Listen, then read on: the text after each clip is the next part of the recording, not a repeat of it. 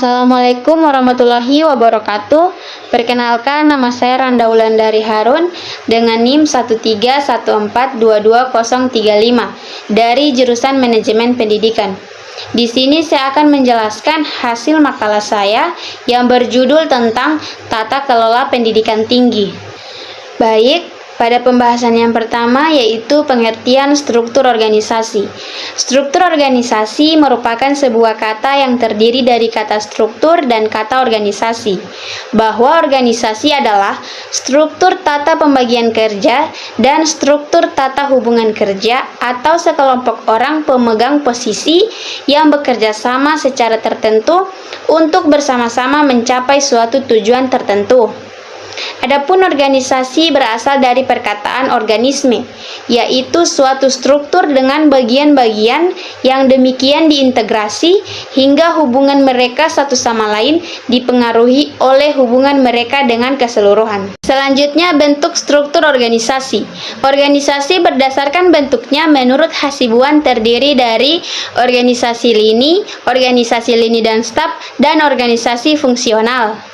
Yang pertama, organisasi lini. Di sini organisasi lini menjelaskan tentang pendelegasian wewenang dilakukan secara vertikal melalui garis terpendek dari seseorang atasan kepada bawahannya. Kedua, organisasi lini dan staf. Terdapat pucuk pimpinan dan pimpinan di bawahnya serta pimpinan dibantu oleh staf.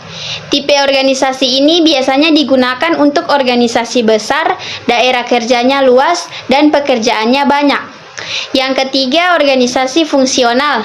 Organisasi berdasarkan sifat dan macam kerja yang harus dilakukan. Terdapat pembagian kerja berdasarkan pada spesialisasi yang sangat mendalam dan setiap pejabat hanya mengerjakan tugas atau pekerjaan sesuai dengan spesialisasinya. Selanjutnya, perubahan struktur organisasi. Perubahan memang sulit dihindari, artinya usaha perubahan dalam setiap organisasi akan selalu dilakukan sepanjang usia organisasi tersebut.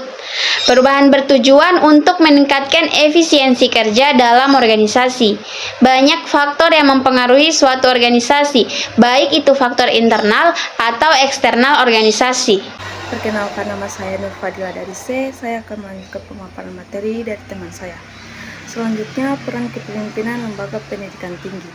Kepemimpinan dalam pendidikan tinggi dapat dipahami sebagai sebuah proses yang melibatkan pengaruh, pengarahan, dan koordinasi berbagai kegiatan di lingkungan pendidikan tinggi dengan tujuan mencapai visi, misi, dan sasaran institusi.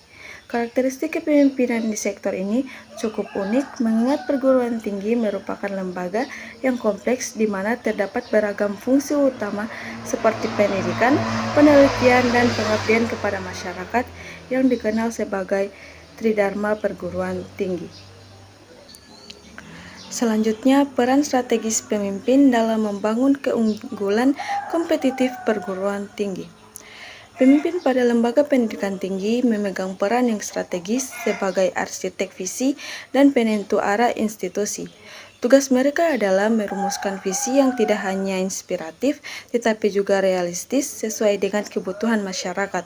Untuk mencapai keunggulan kompetitif, seorang pemimpin harus mampu mengembangkan diferensiasi institusi berdasarkan keunggulan disiplin ilmu, penerapan pendidikan pedagogis yang inovatif, maupun fokus pada isu-isu strategis dengan mempertimbangkan kekuatan internal, tren global, dan kebutuhan masyarakat.